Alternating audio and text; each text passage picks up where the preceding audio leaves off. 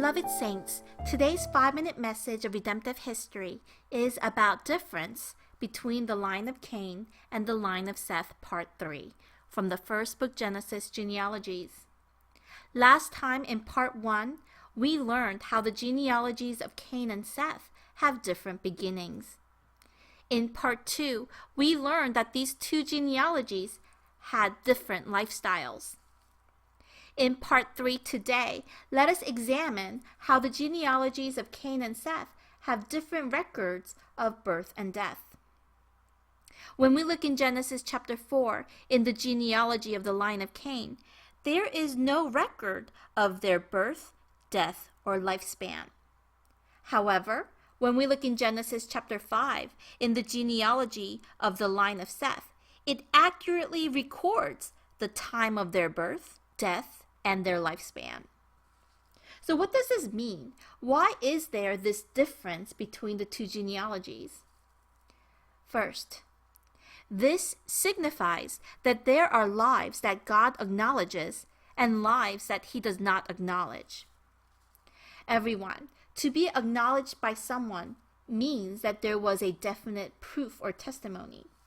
For example, say that someone acknowledged another person for being diligent and faithful. That becomes the testimony of that person's life.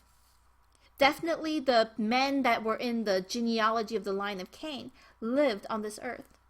They were born and they died. However, the Bible does not record any of this. The genealogy of Cain does not record when each person was born, how long they lived, or when he died, because their lives were not esteemed by God. The people of this world may have acknowledged their success, but they were meaningless in God's eyes. On the other hand, there are exact records of the births, lives, and deaths of the descendants of Seth, because their years were esteemed by God. So their lives were acknowledged by God and He remembers them. And in Psalms 1:6, it says lives that are acknowledged are the way of the righteous. Psalms 1:6 says, "For the Lord knows the way of the righteous, but the way of the wicked will perish." Everyone, I bless in the name of the Lord that we will all live lives that are acknowledged by God and that we will all walk the way of the righteous. Second, the difference between the two genealogies distinguishes the lives of beasts from the lives of true men. The lives of the men in the line of Cain were like those of beasts. That is because, for beasts, the repetition of the cycle of birth and death is meaningless. The children in the line of Cain never once gave thought to the redemptive significance of the times in which they lived. They did not live their lives by grace. They lived for themselves and for their own satisfaction. The Bible says that those who lack understanding are no different than beasts. In Psalms 49 verse 20 it says, "Man in his pomp, yet without understanding, is like the beasts that perish." However, the children in the line of Seth were awarded the status of men, not of beasts. In Genesis 5 verse 2 it says, "He named them man," and that was Adam. In Genesis 5:3 then says that Adam, who was acknowledged to be a true man, gave birth to Seth.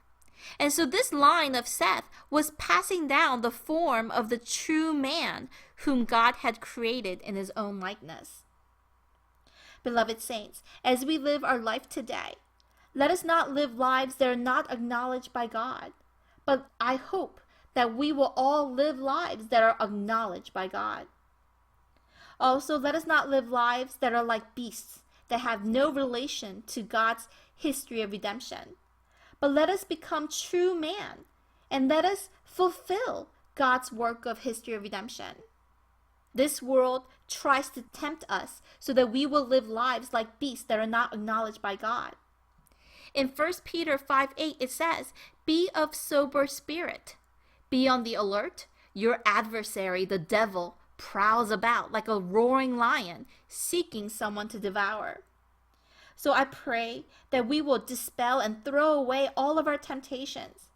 Let us be victorious through the word of redemption that God provides us.